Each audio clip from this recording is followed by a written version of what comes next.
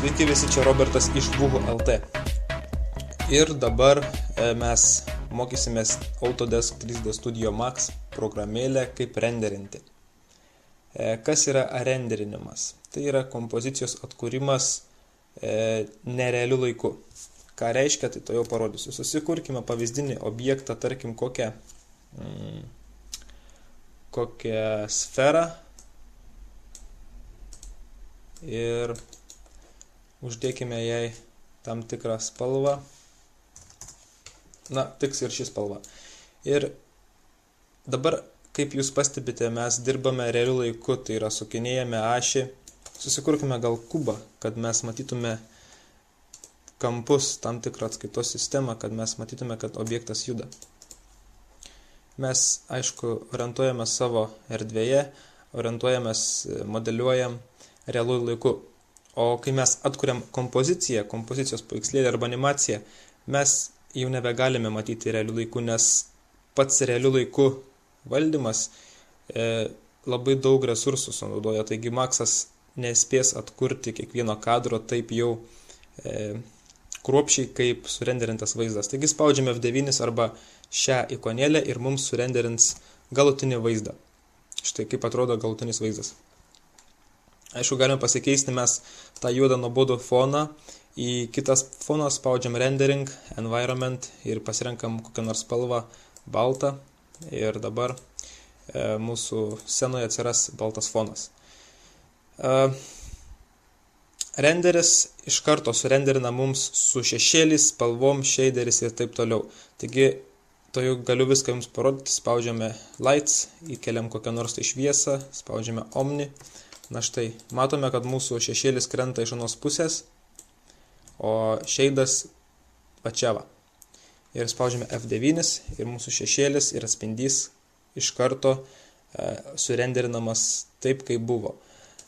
Bet čia, aišku, tokie resursai, būtent tokios kompozicijos resursų neris, nes jokių nėra shaderių, jokių tekstūrų. Taigi galime mes pamatyti bendrą rezultatą ir realiame laike. Pabandykime mes uždėti šešėlius. Pasidarome plokštumą, ant kurios darysime šešėlį. Čia mūsų bus plokštuma. Pakeičiam spalvą į kokią standartinę pilką. Ir mūsų šviesos nustatymuose uždedam, kad šviesa mestų šešėlį. Tai ant Shadows On uždedame varnelę. Ir dabar pabandome spausti F9. Aišku, jūs galite tokio vaizdo nematyti, nes aš esu pasidaręs per Tools, čia atsiprašau,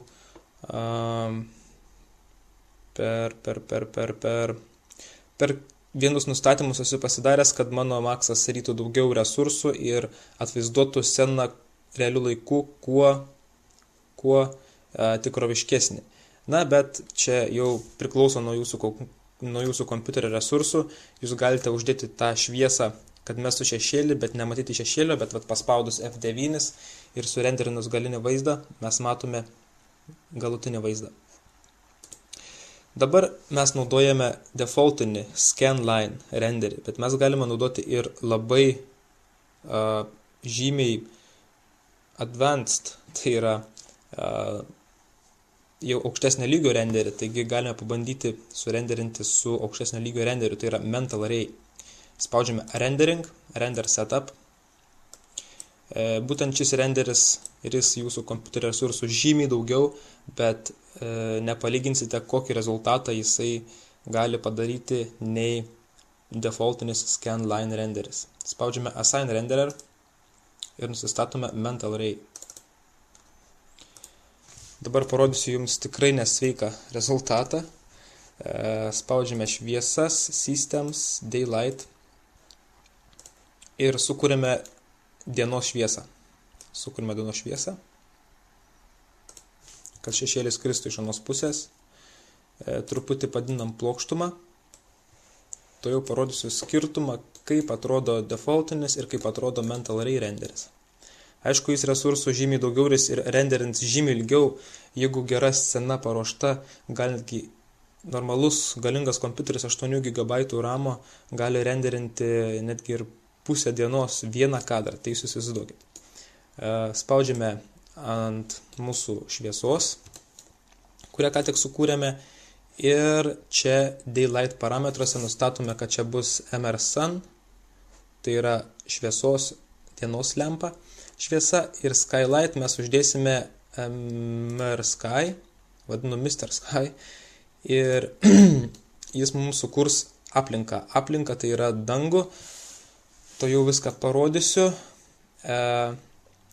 ir galime iš karto spausti F9 ir žiūrime, koks bus rezultatas. Štaigi renderina jau nebe linijiniu būdu, o tokiu pikseliniu, ir štai būtent štai šis renderis atkuria žymiai gražesnį vaizdą, šešėlius, shaderius ir taip toliau. Ir matote, tenais yra aplinka, tokia standartinė aplinka, kurios spalvą galite keisti. Pabandome uždėti atspindį ant būtent šio materialo. Spaudžiame Standard. Atsiprašau, ant šio materialo uždėtos grindys, taigi renkamės kurį nors kitą, pasirenkam Standard, ir iš Mental Ray visos bibliotekos shaderių mes galime pasirinkti kurį nors Autodesk Metallic Paint arba Car Paint ir priskiria mūsų dėžutei. Ir dabar pamatysite tikrai neblogą rezultatą. Kiekvienas kamputis, kiekvienas senelė šeidinasi. Aišku, mes galime pabandyti ir uždėti ant grindų tą patį. Ir mes matysime, kad kubas mūsų dėžutė atsispindės nuo grindų. Ir būtent šis renderis, Mental Ray renderis, sugeba tą padaryti su shaderiais ir su atspindžiais, su reflections ir taip toliau.